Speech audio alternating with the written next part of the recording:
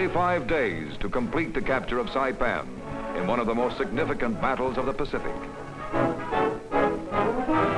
After a 4-day bombardment, the 2nd and 4th Marine Divisions and the 27th Infantry landed at Jinjin Point. Their first objective was Oslito Airfield. The capture of Oslito Airfield, renamed Isley Field in honor of an American flyer, gave us an air base less than 1,500 miles from Japan.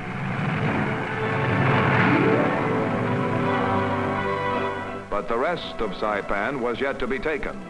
And as the Japs retreated into the caves and ravines of the mountainous interior, the going got plenty tough.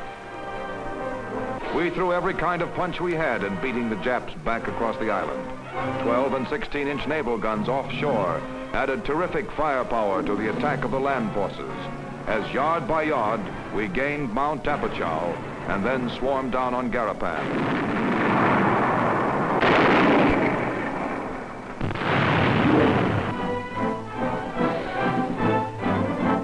As the Japs were compressed in the northeast tip of the island, they staged a counterattack of fanatical violence. But the counteroffensive burned out quickly, and by the 15th of the month, the last defenses were overcome. When it was all over, 16,000 Japs had been killed. They hold life cheaply, and there were a lot of them. 1,000, however, were taken prisoner, more than usual. And so Saipan was cleaned up. This is a part of the Pacific fight that you won't find in the headlines. This is a battle you won't see in the newsreels. For this is the ordinary fight of ordinary soldiers, sailors, and Marines. A struggle to establish bases and airfields to launch the next offensives. It's a battle against insects, hunger, and being tired. It's not 8 or 10, but 12 hours a day, and no extra pay for overtime.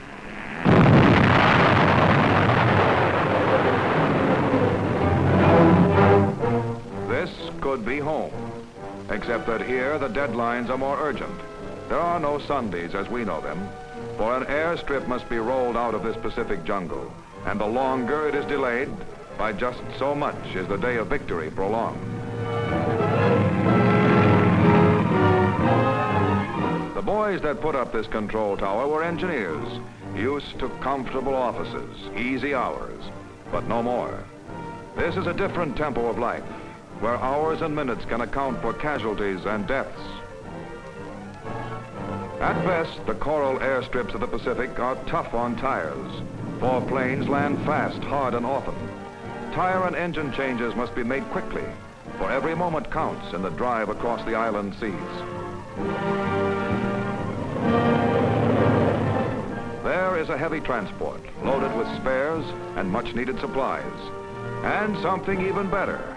Yes, sir, it's a Navy nurse.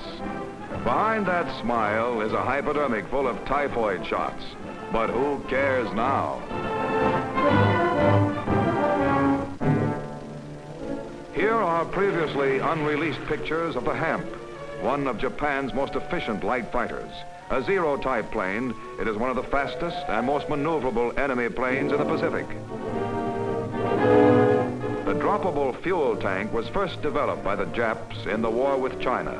It gave them more distance and forced us to make some quick design changes to get similar tanks on our fighters.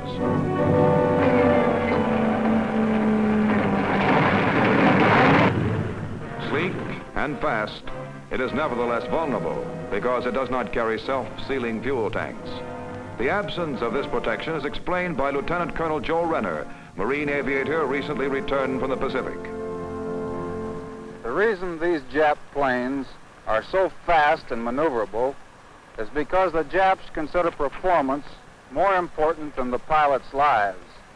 They achieve this performance by leaving out armor plate and self-sealing tanks. But our aircraft can carry the extra weight and still outperform anything the Japs have to offer. Thanks to our superior designers and builders, Americans today are building the finest aircraft in the world. There is no doubt about that. By contrast, here is one of the best protected, most deadly aircraft yet developed. The Navy's new dive bomber, the Helldiver. Made by Curtiss Wright, Fairchild, and Canadian Car and Foundry, it is also the product of many contributing plants all over the country. The outer panel comes from Hudson, the center panel from Chrysler, the turtleback from Procter & Schwartz, the speed ring from Woodall Industries. These are just a few of the plants to whom the Navy owes tribute for the best, fastest carrier-based dive bomber in service today.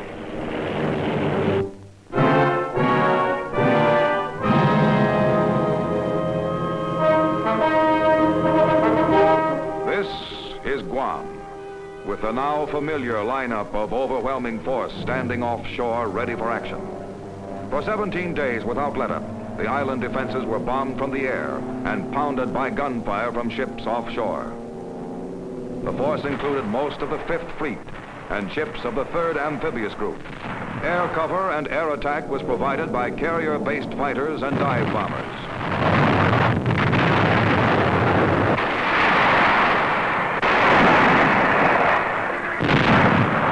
A phosphorus shell bursts on shore in the midst of the defending Japs.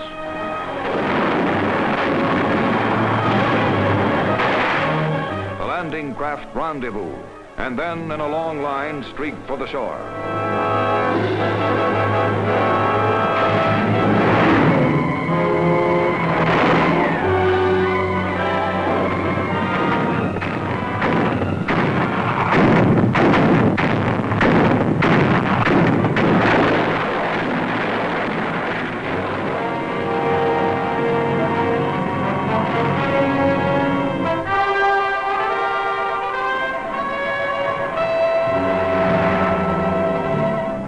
It's okay, boys. There's what you're looking for. Air cover is there in strength, blasting the shore defenses ahead of the landing craft. We, too, pay a heavy price, as 2 amphibious tanks are hit squarely in the assault.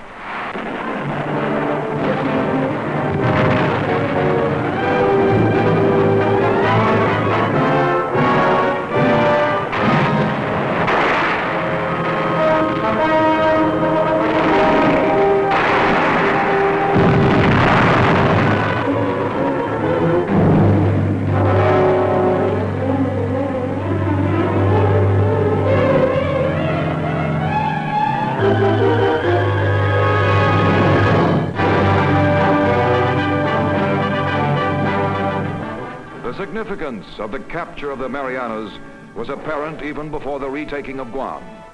A week after the capture of Saipan, it was announced that Admiral Shimada was relieved as Commander-in-Chief of the Japanese Navy. And 2 days later, Tojo and his war cabinet resigned. But as Tojo himself said in announcing the loss of Saipan, the real battle is going to be fought from now on. A poster distributed to the workers in Japanese production plants reads, "This is a war of production. The Americans are soft. We who have learned to live the hard way shall triumph through persistence. We are strong. We are determined." To such sentiments, Tojo added the words, "There is not a single grain of delusion in us, and there is not the slightest hesitation in our eyes in facing death and life." That is what we have to fight.